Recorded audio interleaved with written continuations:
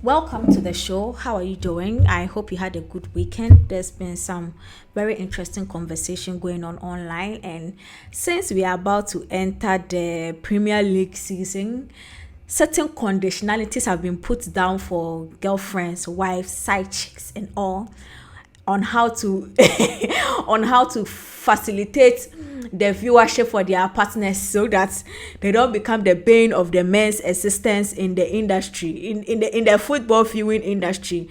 But before I get into that, I've seen a post that captures a quote by influencer Sugar Titi that says there are jobs in Ghana, but the youth are lazy. And I've seen a lot of people are upset that you the job they do, you are selling your body, then, and all of those things. And I'm saying so even that most young people cannot even do it. If that is the only job in Ghana that she's talking about, most young people cannot do because of course most young people too are lazy. Now those of you that have limited everything she said to prostitution and sleeping with men, most of you cannot even do that job. How good are you? How good are you even in bed to do that job? When you are going when you wake up at dawn, or when you go out and you are coming back at night and the weather is cold and it's raining and it's very cold, and you see these people that you claim they are not doing her job, you see them standing on the road. How many of you can do that job? But that is not even what she is preferring. I think, in as much as young people, some people are very creative, they like to work, and people like to do certain jobs, and people are hardworking. There's what she's also saying. There's an iota of truth in it. There are some young people that are generally lazy, like they feel like because of social media they see the soft life, they don't see the process of the soft life, they don't see what goes into becoming that soft life they see, and those their idol they see. They don't see the kind of work that people put into it. You see your favorite stars, you see them, they are driving this car, they are moving this bridge, they are doing all of that. Do you know the kind of sleepless night? There are some artists, they don't even leave their studio, they are lab rats. Their wives don't see them, their children don't, their families don't see them till they make it, or till they have a hit song and you see them living their lavish lifestyle and all of that. Most of these young people, when you employ them and you give them a job, that is when they know that they have other gigs to do on the side. Or if you know you're unemployed though, but when you pay them that come and work for me, that is when they make you know that they are using your company data and light and everything to do other gigs on the side. Then you see that they put premium on the other gigs they are doing than the job that you have given them. So in as much as young people, some of them are not lazy, some of us too are very lazy. That I know for a fact. Some of us are very, very lazy. And I don't like the way people have limited and have taken the conversation from a broader lens to just say, oh, sleeping with men. And I'm saying that even if it's about sleeping with men, how many of you are good at that job? How many of you can do that job fervently and make money? You can't.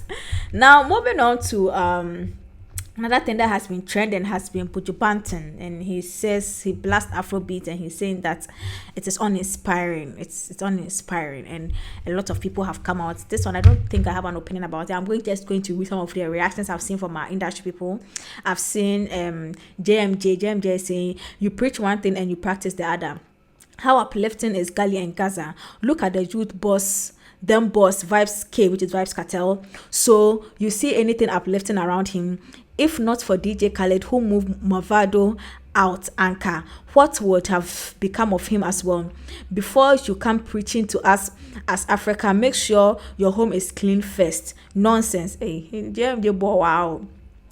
You people say your roots is from Africa, and we are one. We push your music, worship you, bring you to make money. Just when our own also starts doing well, your effects, who born dog?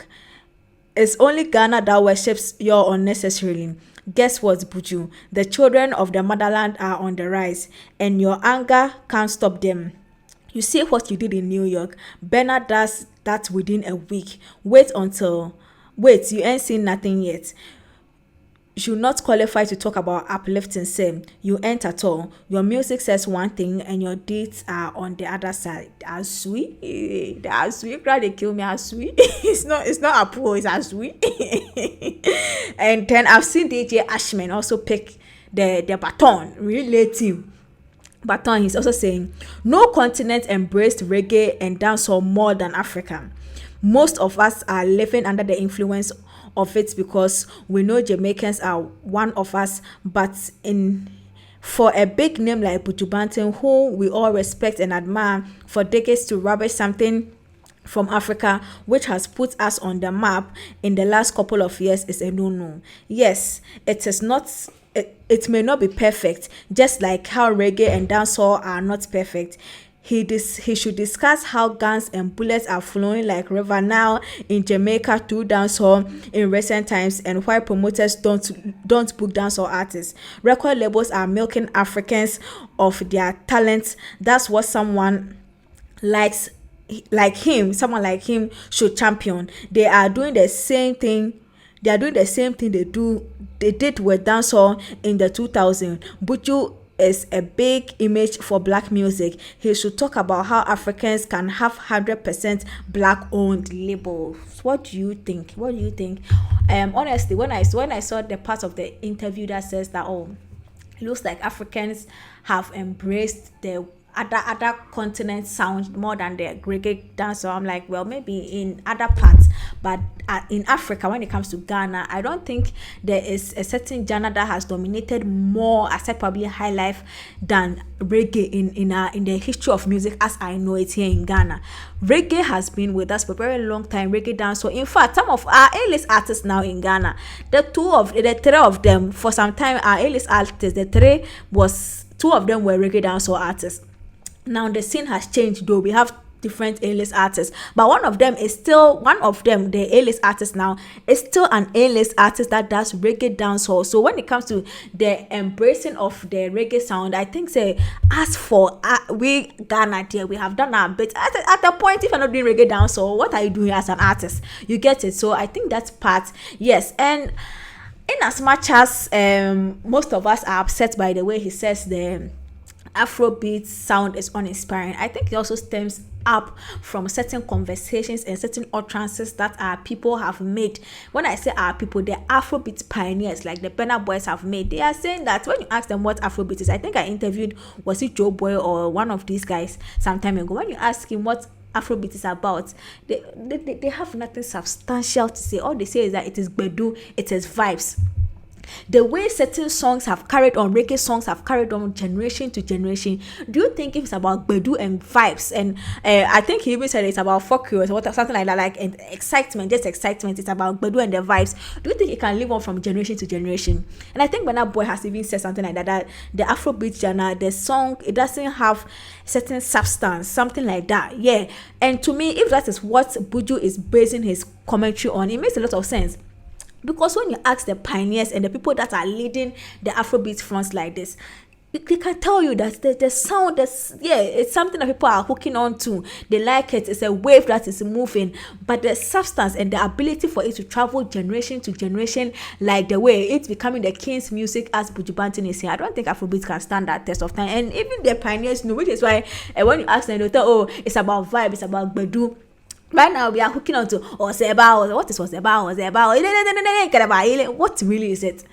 And that nigga here, and that figure here, it's exciting. It's a vibe. We are all excited about it.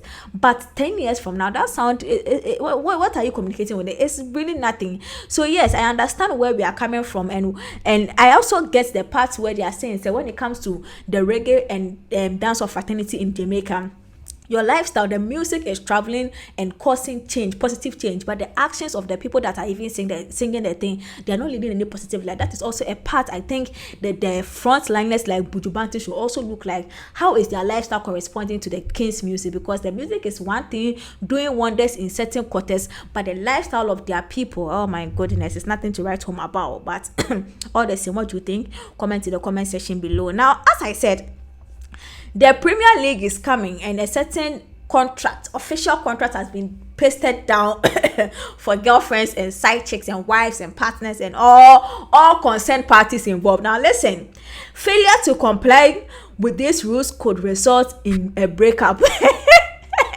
Hey, Charlie, the end result has been pasted there for you to know. Now it says that from August to May, the TV is mine at all times. Number 2, walking in front of the TV at any time is strictly forbidden. Hey God, some relationships will not survive this season. will not survive this season. Men, get your women special TVs in their bedroom, keep the one in the hall or something, do something. But I'm sure after the season, your techies will sorry, and I don't think you can catch any of these players and do your things with them. It is the same people you are trying to forbid us now. Now, this is the third point says the replays of the goals are very important. I don't care if I've seen them already. I want to see them again. Okay, we hear. Number 4, if or when my team loses, do not say, oh, it's only a game, get over it, they shall win next time. So what should we say? You just told us what not to say. Tell us what we should say to encourage our men. Tell us that. And this one says, all love and affection must wait until halftime or when the game have finished. Now, if the game finished and your team loses, how will you even receive my love and affection? So right now, the love and affection is based on whether your team wins or not. How do we navigate this as women? This is so hard on us. And then this one says, the point 6 says, any other event that occurs during the Premier League season must be discussed and arranged accordingly. Hey, they say our life must be on hold or second to the Premier League. Wow. And then the 7th one says, do not ask the offside rule. Do not ask what the offside rule is. What is the offside rule? Please, somebody should enlighten me, because I am part of the ignorant, naive, public girlfriends, side chicks, wives that do not know what the offside rule is. And then finally, do not question why I'm watching match of the day if I watched the game earlier that day. Hey, it looks like we are really going to have a hard season this time. So please, the men, those of you that understand this rule and can help us with a bit more of enlightenment, please do, because some of us, it looks like the way our relationships are wobbly. If we do not comply to these rules in this season, we might not come out alive from our relationship. Now, finally, there is an open letter that is making waves online. This is from Nigeria. Open letter to my brother, Paul Okoye, aka Rude Boy, and this one is from Peter, and you know the PSquare fame. And the letter is very lengthy, talking about how his brother is trying to discredit him, turn his fans against him, make it look like he was insignificant to the PSquare fame and he didn't have any major contribution at all. But it was a very lengthy thing. But I think one part that caught my attention that I would want to talk about was the second page, and one of the lines that says this. One thing you need to understand clearly is that the fans didn't fall in love with PSquare because of who sang or danced the best. What made us special was the magic that came from our combined effort. As to PSquare was a force, and the fans fell in love with PSquare because of our uniqueness and unity. Asa, that is all. All this with PSquare for years. This is all. That is all. I think it has been captured well.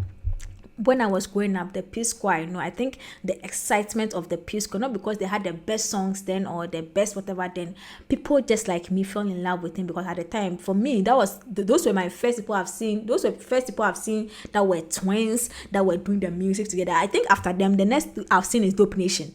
Honestly though, the next I've seen, twins doing music, shaking the system with hits is Dope Nation. Unless, remind me if you've seen anything like that. Not siblings, twins. Not the Kunta Kinte and the Ochame Kwame kind of vibe. No, brothers and sisters. No. Talking about twins, possibly identical, that are moving the music scene. I think it was that. And most people fall in love with that. Same way when you go to the even American culture. I think Sister, the Tamara and Tia vibe, the way it was an introduction to twins, identical twins, changing the face of Hollywood.